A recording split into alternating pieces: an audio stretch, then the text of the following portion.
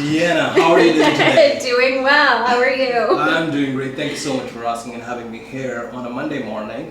That's at 11 a.m. I mean, how could you find that spot on a busy day, on a busy week? And Luck. Okay. Luck. Because I was not expecting on a Monday morning I'll get a spot, but thank you so much for Of for having me course. here. I'm happy you came up. Pleasure is all mine. So why the Experience Land? I love how you highlight regular people. People just doing their thing every day.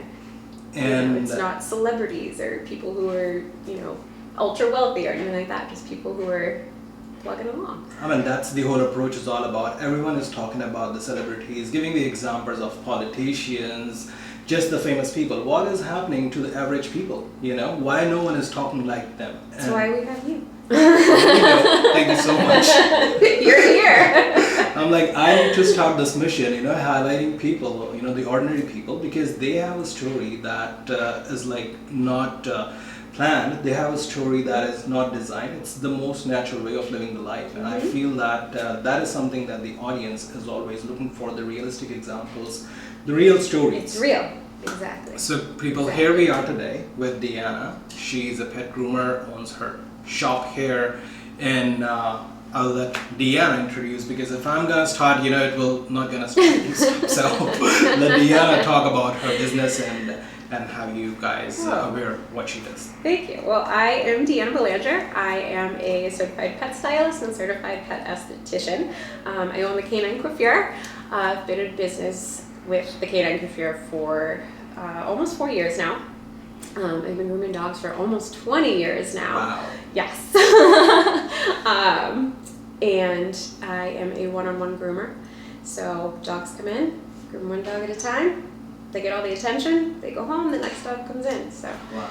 it's a nice setup.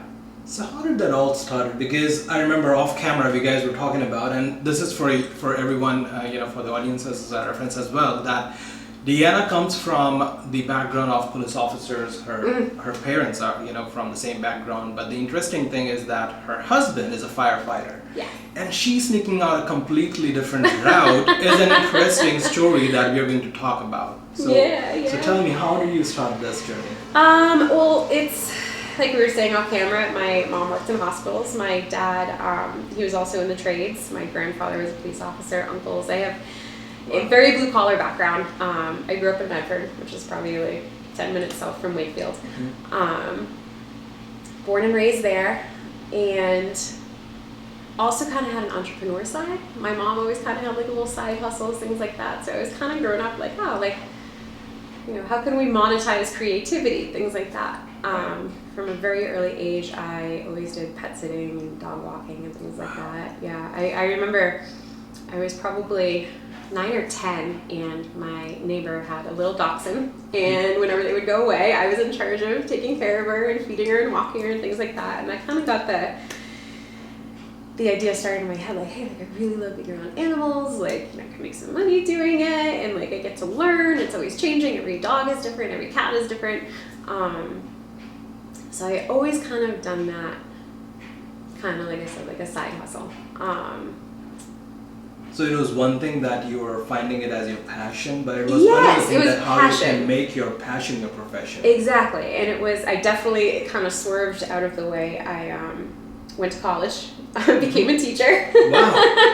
Yep. That is interesting. Yeah, so I did that. I loved being in the classroom. I loved being around the kids, but it was always, my head was there, but my heart was always with You were the looking dogs. for more innocence. Yes, yeah. So even when I was in school, when I was in college, I was doing 6 classes a semester, and then working, learning how to dog groom at night and on the weekends and during the summers and stuff like that. So it was always kind of enmeshed, but How hard was it? Because like you said that you love spending time with kids, but then you chose a profession that, I consider pets still as like the innocence that the kids carry. they're basically kids. The babies, Yeah, they're furry kids.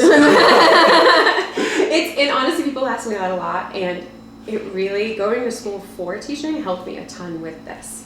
Okay. Learning, we're all animals. You know what I mean? Like, Right. I learned a lot about animal behavior through grooming, but also it kind of went hand in hand with teaching, like, Right. you know, routines and positive reinforcement and Right. like all of your kind of training things, Right. you're actually doing with children Right. too. So it hand in hand really helped out. So it's more of a perspective where people try and find reasons of not being able to follow their passions. I think you are the example setting up the guidance that if you really need and have a passion to do something, I mean, you have, you have the ways to make out your destination. Absolutely. I mean, you chose your teaching journey Mm-hmm. as a sense of getting some time, Mm-hmm. because that limits or that kind of does not give you that pressure, which generally corporate jobs kind of come up with. Yeah. But, You know, you kind of feel, especially, you know, when you're in high school or, you know, your early college years, early 20s, you're like, oh, I'm supposed to have the 9 to 5. I'm supposed to go to work and come home and do the thing. And that journey is great for a lot of people, but your journey can swerve and it can ebb and flow, and you can follow, if, you know, your 9 to 5 isn't your jam, like, do Right. something else, change it up, Exactly. you know, get the education and do it. Just go with it, you know. So when you were starting this journey, because I'm sure that when you were in college, you went with a different perspective of achieving some different goals. Yeah. And similarly with your parents, especially they come from the blue collar and would have Yeah. some expectations that if your grandfather was a cop, your father and your mother are in a direction which they were expecting something out of you to follow, or you were thinking that this is what... I mean, I feel like, and it's most parents, especially now. I think the pendulum swing, but at the time that I was coming up, it was, you know, you went to college, you know, and you got at minimum a bachelor's degree, Right. and, like, you know, you worked your 9 to 5, you got your benefits, you Right. did that whole thing, like, which is fine, like, Right. you know, which is great for a lot of people, but it's not the only way. And I Right. think that that's important to highlight is, you know, you can have a mix of the two, or, you know, 80-20, or, you know what I mean, Right. like, whatever works for you, however Right. you can make a life there's It's no a right matter- or wrong way. It's a basically. matter of identifying what you're looking Yes. for, Yes. and it's always worth trying. Yes. So- Yeah. It's like if you, I always think that, like, if you have an inkling to try something, just try it. What's the worst that's going to happen? It's not going to go well. I mean, No big deal. I mean, you won't regret that you didn't try. Exactly. Yeah. So- You just say, I don't like it. Awesome. So about your website, you know, I have been reading, and this is what something that I've also been, you know, reading in your reviews as well, that the one specialized reason why they always pick you is based on the trust that you build with the clients. Mm-hmm. And I am going to come on the pets after this. Let's start with, Okay. with the clients first. That how do you able to build that trust in a fashion when everything is on social media? Mm-hmm. And I would take my personal example, like I do own a dog, and if I need to choose a pet groomer because I'm staying in multiple places, I'm traveling, and it's like I would go online and I'm gonna check the reviews is the first thing that I would choose. Smart. Then I would go ahead and personally meet the person, and I will definitely see that how it is done, but that's like a one-time practice. But generally, the repetition of customers, because this is what one of the great things that I'm hearing about you, that you have repetitive customers, Oh, yes. And to build that trust, it must not be easy. So how do you build that? I've had some clients my entire career. I've had clients that I've had that since I was in grooming school that are still with me, you know, with their second or third or fourth dog, Right. which is huge. Like, I've watched their kids grow up, and like now they're getting their own dogs and coming to me. It's like Wow. it's amazing. It's amazing. I think what comes with that is open communication. To be a really good communicator and a really good soft skills with people, be able to talk to them. Like, my husband kind of makes fun of me. He's like, you talk to your clients so much. I'm like, yeah, but I genuinely want to know, like, what college did their kid get into? You know, like, how's their new car working out? Like, or if they took a vacation, and, you know, and then we talk about their dog. So a lot of that, and then being knowledgeable. My clients know that I'm really into, you know, not just I haven't gone to school for dog grooming, but like continuing education. I'm always taking classes. I'm always going to seminars. Even like online, there's so many awesome like groomers who are doing classes and things like that. I'm like a sponge, you know, as much education as I can possibly get. My clients know that. Knowing when to refer a dog to a vet if they're having a skin issue, if they need to see a dermatologist or something. They know if I don't have the answer for something, I will either try to get them an answer, or I'll refer them to somebody who does have an answer or can help them with it. It's a matter of you not just taking this business as a business of time frame. You are taking this business of being connecting not just with the pets but with their owners as well, to have them feel comfortable that, hey, your pet is in good hands. Yeah. You know. It's my feeling is, and I think this comes from like the teaching background too. It's like I'm taking their babies from them, you know, like, and I don't trust my kids or my dogs with just anybody either. So I completely understand that, and you want your pet to be in the best hands possible. You know, even if it's only for an hour or two every month, but you want them to have the best. And has there been any try to do that.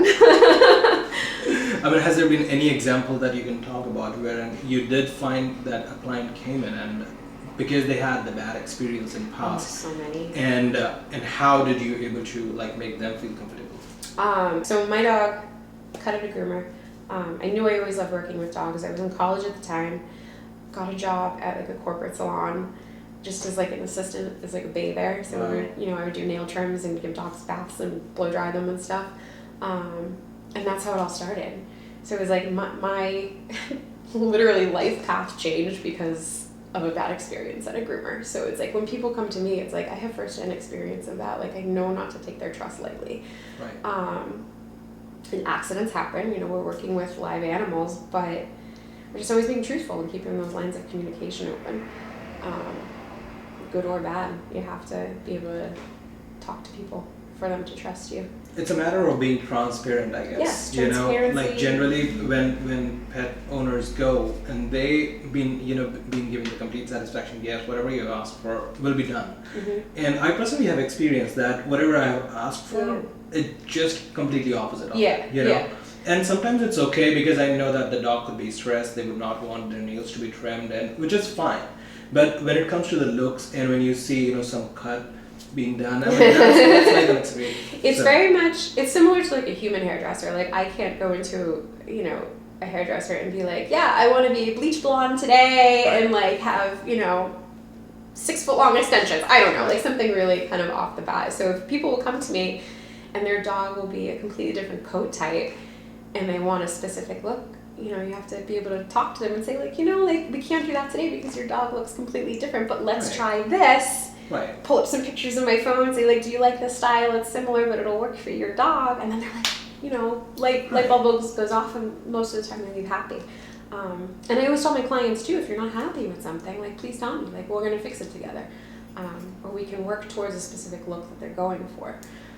But again, just being transparent, open, and it's a matter of also having them aware as well that, hey, this is what something that you are thinking, but this would probably not work the best long term. This is probably be, the look that would probably work for 10-15 days, but then the hair will get long again, and then so it's a matter of sharing the pros and cons both. Yeah, and I always, when they come into me that first appointment, and even before, I give all my clients a questionnaire in the beginning. And, I ask them, what's their lifestyle? How often are they realistically willing to brush their dog? How often are they willing to bring their dog to me? If their dog is, 100-pound doodle and the dog swims every single day in the summer in their pool and they never want to brush it, like, a 5-inch fluffy teddy bear cut probably isn't going to work for that dog. They only want to get them groomed every 8 weeks or something. So it's just managing expectations and what's easy for them in their lifestyle, because everybody wants a cute dog.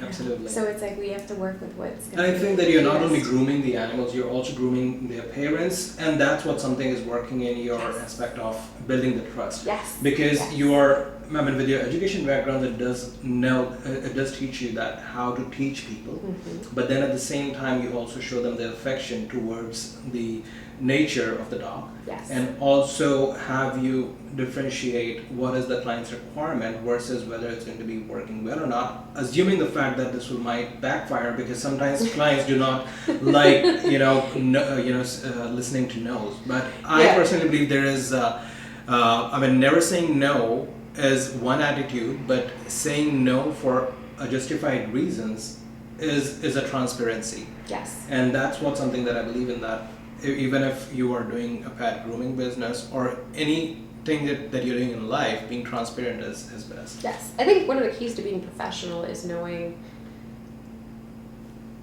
knowing what your knowledge is. Like Right. if you're so it's for dog grooming, like, I am a canine esthetician, but I'm not a dermatologist. Right. Or, I understand dog behavior, but I'm not a certified dog trainer. So it's kind of like understanding your own boundaries and letting people know what those boundaries are, to teach them, to But refer then them even to if people who something can that you're help. not certified at, you always have the direction for them to show, hey, this is Yes. what something that you have connection with. So sometimes people just come with the clueless, especially people who are new to the dog being a dog parent, and they don't know that how to do things. So you are one of the connections that is not only taking care of their animals grooming, but also directing them to the right spots. Yes. Connected to the dog's health. And I talk to my clients about that a lot. Like, it's part of a team. You have your vet, you have your trainer, you have your dog walker, you have your doggy daycare, you have your groomer. You have it's just like a child. Right. You have your pediatrician, you have your teacher, you have all these other people that are working to make everything, make that dog's life as best as it can be.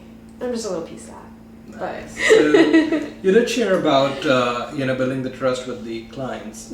Now, building the trust with the animals, considering that every animal comes with a different behavior. yes, yeah, they're all different. So how do you identify that this dog? I mean, obviously based on different practices, whether you are cutting their hair or you are doing their nails. When is the sign that you get that this dog needs some extra attention?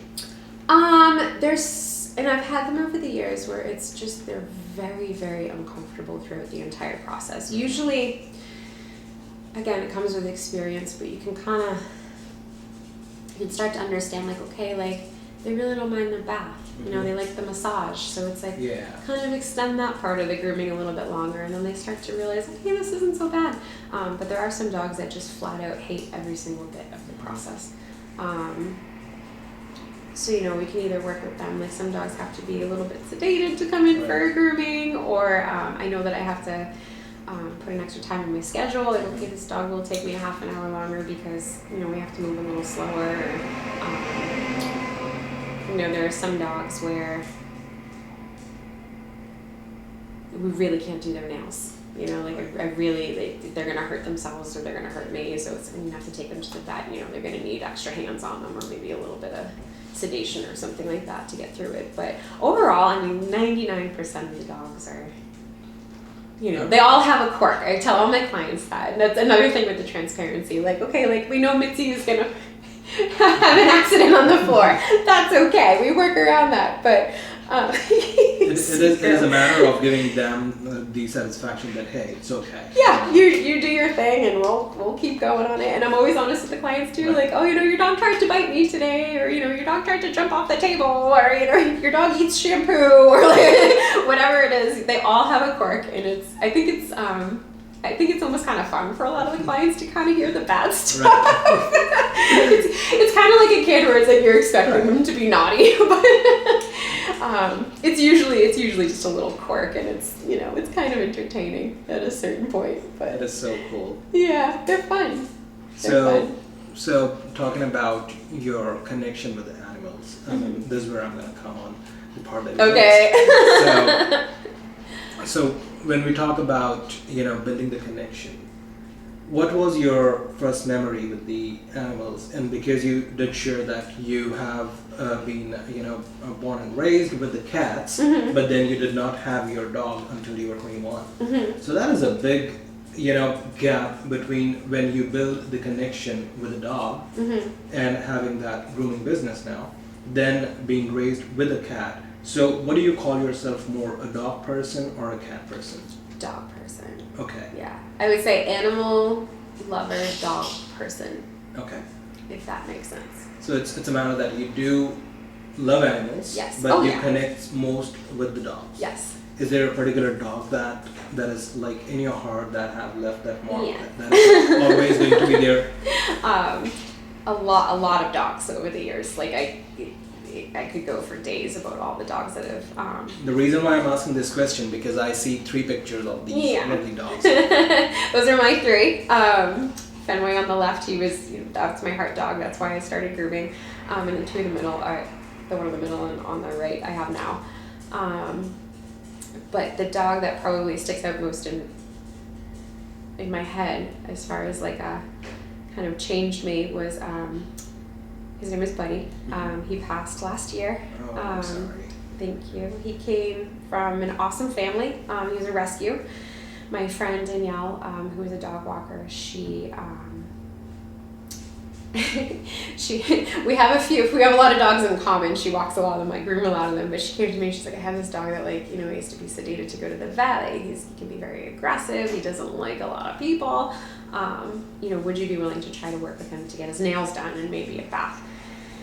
So, I agreed to do it, and the first time he came in, he was like terrified, showing a lot of like aggressive signs.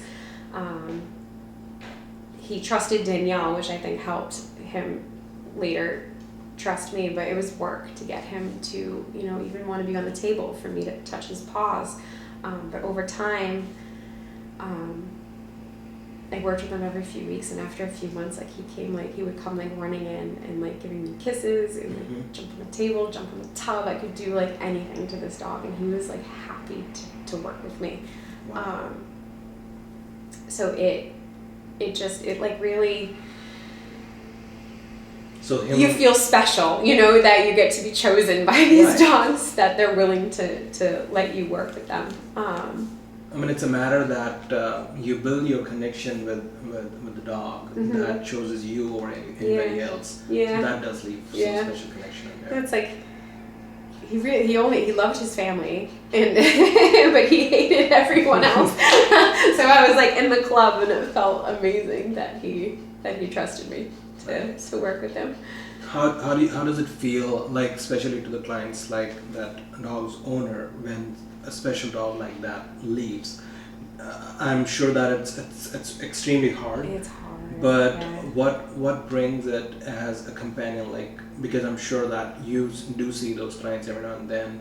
How do you able to cope up and do the best of your capacity to help them? Just knowing that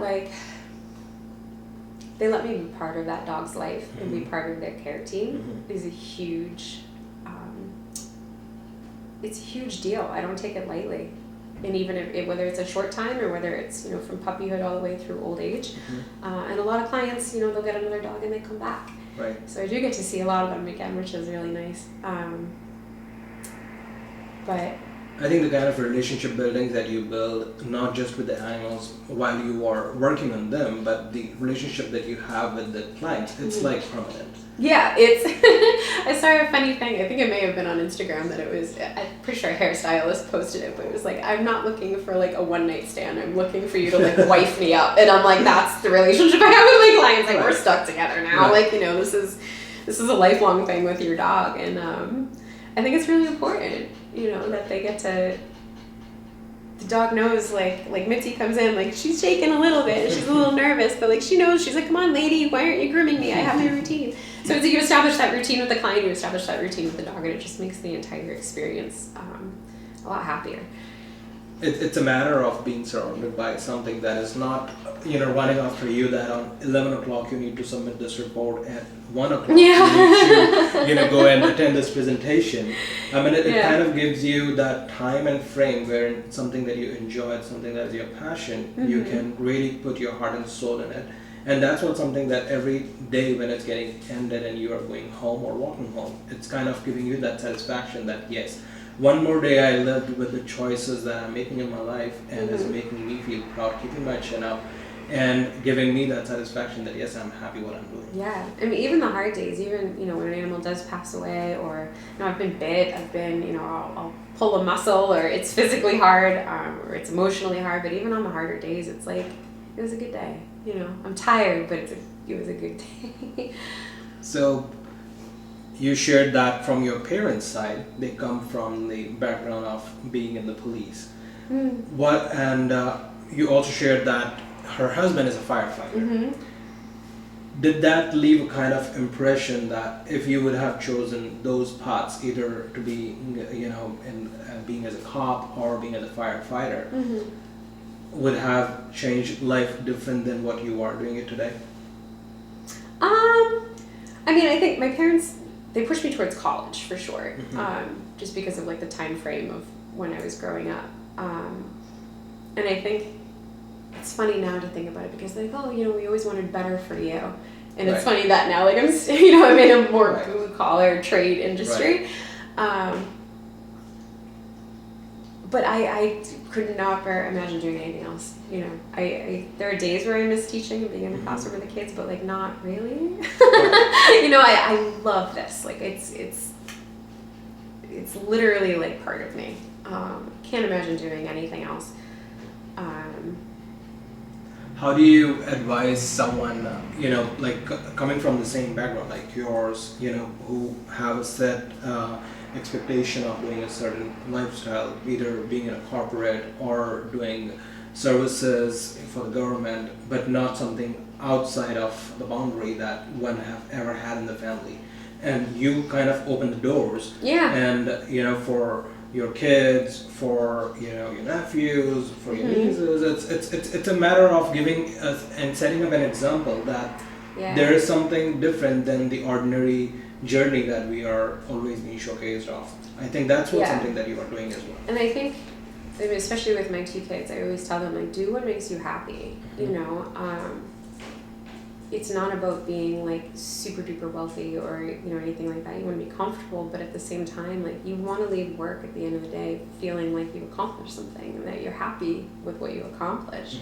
You know, whether that if, you know, you want to be a lawyer or a surgeon or, you know, whatever job you want to do, whether it's corporate or whether it's a trade, if you're happy at the end of the day, like, that's all that matters. And pet grooming is a big industry today. Oh, I yeah. mean, like, I see your it's posts. Unreal. You're going on seminars, you're attending the webinars, you are going and, you know, having the parties. You know, it's more changed a lot. How it is different than any corporate job. It's like a completely big industry today. Yeah, it's even in the 20 years I've been doing it, it's grown so much, and it's so awesome to see. And I think the switch of a lot of people, you know, like, you know, they're getting older, choosing not to have kids in their 30s and 40s, and they're having dogs, and like those are their babies, and like they want the best of everything for them. So it's like the entire, not just grooming industry, but pet industry in general is really just blown up, and it's awesome. You know, like, they deserve the best. Like, dogs are amazing. Animals are amazing, but like, like, dogs. And did you see any revolution during the COVID's time? Oh yeah. Oh, it blew up like that. I feel like COVID it was getting bigger, but so many people, you know, adopted or bought dogs over COVID that had never owned animals before. So it was a lot more education for people, like, you know, groomers and trainers and vets and everyone had to do, just because a lot of kind of newbies coming up getting dogs. So kind of like teaching them best practices and different ways to take care of their pets. But that was really, it was very stressful, but it was fun at the same time. And, you know, now we're, you know, it's 5 years after, and, you know, these dogs are all better adjusted, and like everyone's kind of on their way with their pets. So it's cool to see. Nice. So we talk a lot about the love, affection, care, empathy, and the trust towards the dogs and the dog owners. It is a time to talk about some challenges. Because I'm sure that this is all good as a part of experience from the client's perspective, that they come, they drop their furry babies and, you know, get them groomed and take them home. But behind that, I'm sure there will be a lot of struggle. It's, especially being a solopreneur. So I am the cleaning person, I am the social media person, I am the bookkeeper, I do it all myself. Yes. So it's a lot, and it's I don't have an assistant, and I don't have employees, so everything is on me, which is a blessing and a curse. I'm very type A, so it does it's helpful in that, but there are days where you know, it can be emotionally exhausting, you know, especially if a dog passes away, or it's just you've had, you know, a dog that just really wasn't feeling it that day, and you gotta kind of struggle through it. Some days I'm here for 12 hours, and then I'm like, oh great, you know, I have to clean. Just spend an hour cleaning up all the dog hair and, you know, sanitizing tools and whatnot. But for one person, yeah, it's a lot. Especially you have 2 kids at home as well. Yes, and and mom, then taking so. responsibilities, being at home and running your own business here, it is exhausting. And this is something that I would encourage people when you find reasons of not doing things. I mean, look at the examples of people like her who are not only making their passion their profession, but running their family responsibilities with the immense of heart and determination that everything is up on the mark. And generally, what I believe, that everything doesn't have to be 100%. It's a matter of fact that what gives you satisfaction.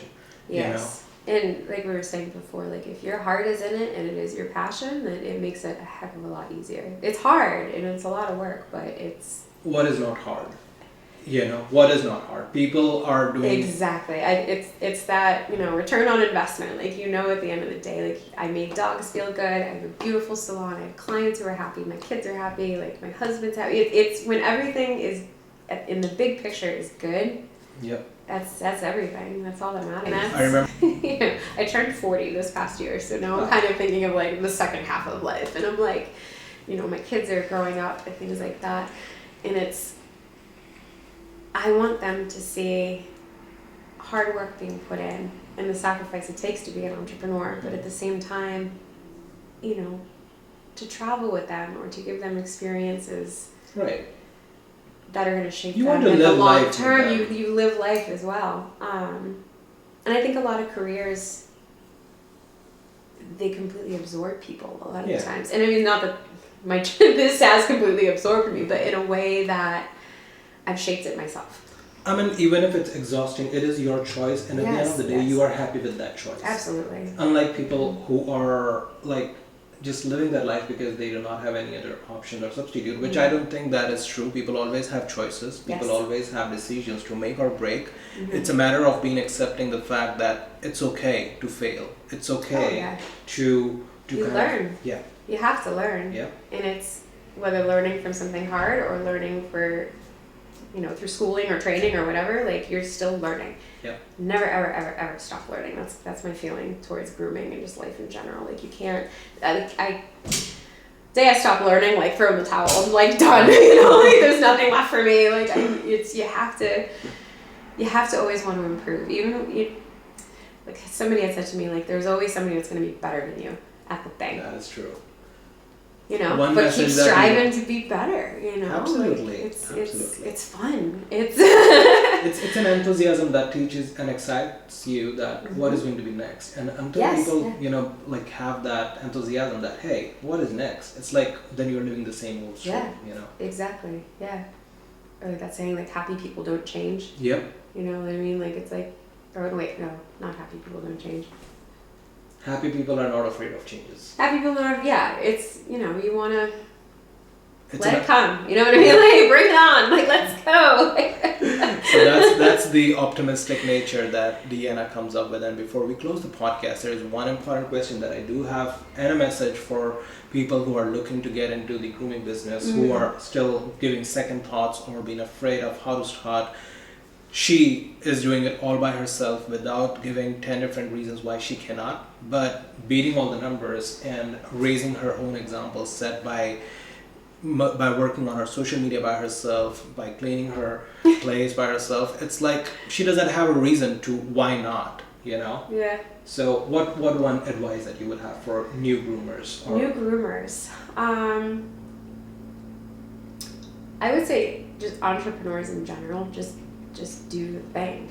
Just, like, it's kind of a negative way to put it, but like suck it up. Just go and do it. Find a way to do it and do it. It is find your support. thing. Yeah, you find your support and you look at yourself in the mirror and you just say, I'm going to do this.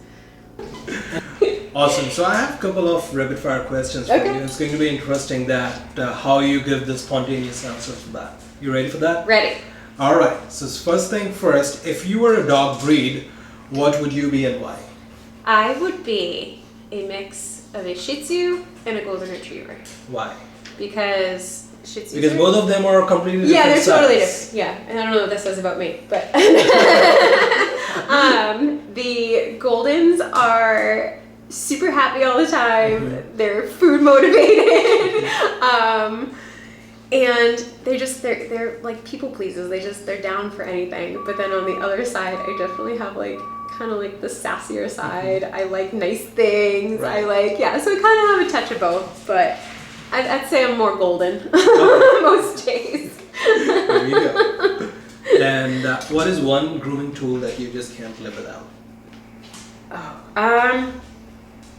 It's not even a grooming tool, but my headphones. Oh. My noise canceling headphones Wow. when the dogs are barking and the dryers are on. Yep. Shout out to Bose. There you go. I can only imagine with a lot of noise and all. A lot of noise, and like we were talking earlier, like I love listening to like podcasts and audiobooks and stuff like that. So it's my entertainment during the day when I'm with the dogs. So There you go. when you work alone, you have to make do. All right. So the next one is most unusual pet you have ever groomed. I used to groom a guinea pig. She was very she was a long-haired, I don't know if they call them Angora. I know that they do for bunnies, but yeah, guinea pig. All right. Very cute. The last one, dogs in costume adorable or too much? If the dog likes it, it's adorable. Some Okay. dogs genuinely like dressing up, so I'm all for it. Awesome. So for anyone that is looking to start something of their own, based on the challenges that you have surpassed or you're still facing, you're winning the challenges, what would be one advice for you to give to the early dreamers? The early dreamers, I would say learn as much as you can from experienced groomers in particular. Like work with people who've been doing this for, 5 or 10 years. Okay. And just watch them and just absorb and just see, because I make mistakes every day. And if you actually watch people go through it on a day-to-day basis, you're going to see what to do and what not to do. It's a Then you matter to have that experience Mhm. with the experienced people Mhm. and then make mistakes, because you would make your own experiences only when you will start Oh practicing. yeah. I made a million mistakes. I'm still There you go. making mistakes, and it's all these years in. And One last thing that before we close it, I see 3 certificates here, or the awards, I would call them Best of North Shore Oh, yes. for 2022, 2023, Yes. 2024, Yes. and I'm hoping for 2025 as well, and many more to be coming in I place. hope so. Yeah. What is the secret behind it? So I have won 3 Reader's Choice Awards, which means my clients and people around town have gone and voted for me to be the best of the North Shore. So voted by the people, which Your is work a huge, speaks by huge other honor. people's works. Yes, That's it's a very, very big honor. That is so true. Yeah. One feedback you would have for the experienced land that has kind of open up for you to share your story and just speak your heart out. Do you think that these kind of stories are making any difference, or what would be your Absolutely. feedback? I think it's really special that you get to highlight people who are, like we said in the beginning, just doing the everyday things.